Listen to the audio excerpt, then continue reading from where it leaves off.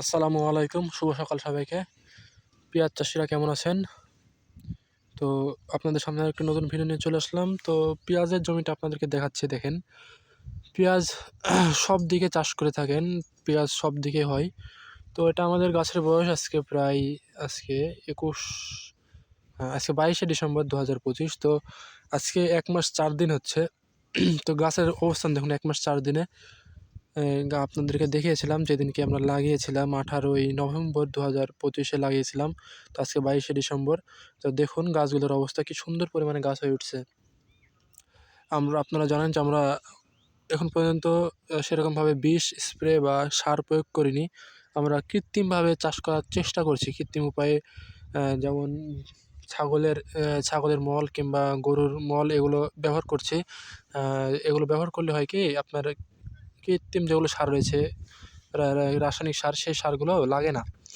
আর ধরেন প্রাকৃতিক যে সারগুলো, যে গোবর-টোবর, এগুলো ব্যবহার করলে আপনার ভালো হয়, মানে জমিটি উর্বরতা নষ্ট হয় না, ভালো হয়, জমির মাটি ভালো হয় এবং ফসল উৎপাদন ভালো হয়। কিন্তু আপনি যখনই রাসায়নিক সারগুলো ব্যবহার করবেন, তখন আপনার দেখবেন গাছের জমি আস্তে আস্তে নষ্ট হতে থাকবে, মাটিগুলো নষ্ট হতে থাকবে। তো চেষ্টা করবেন অবশ্যই জৈব যেগুলো সার আছে সেগুলো ব্যবহার করার। জমিতে কিছু পরিমাণে আগাছা হয়েছে, দেখুন আপনারা আগাছাগুলো। তো আপনারা জমিতে আগাছা থাকলে অবশ্যই আগাছাগুলো পরিষ্কার করে দেওয়ার চেষ্টা করবেন, তাহলে গাছগুলো ভালো হবে। আর গাছের কন্ডিশন দেখেন আপনারা। শীতের সকাল, যেহেতু প্রচণ্ড শীত পড়ছে রাজশাহীতে বর্তমানে। গত 20 তারিখ থেকে প্রচণ্ড শীত, কুয়াশা দেখুন কি পরিমাণে কুয়াশা রয়েছে। তো গাছের অবস্থান আপনারা দেখতে পাচ্ছেন কিনা জানি না,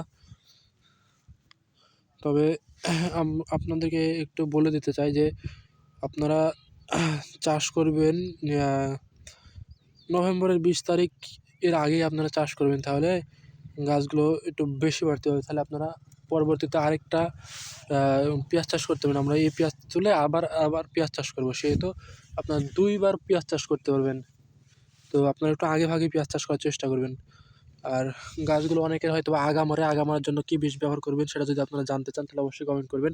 তাহলে আপনাদেরকে আগা মারার আমি সাজেশন দিয়ে দেবো ইনশাল্লাহ। তো গাছের অবস্থান দেখুন, আমরা 2 কাঠা জমিতে লাগিয়েছি। আপনাদের ওই দিক কত, অনেকে অনেক জায়গায় অনেক রকম জমির মাপ। তো আমাদের এদিকে 33 শতকে 1 বিঘা, যেটা সব জায়গাতে থাকে অবশ্য, 33 শতকে 1 বিঘা। তো 2 কাঠা জমিতে আমরা লাগিয়েছি। তো দেখতে পাচ্ছেন কী পরিমাণে গাছ রয়েছে। তো সবাই ভালো থাকবেন, সুস্থ থাকবেন। আল্লাহ হাফেজ।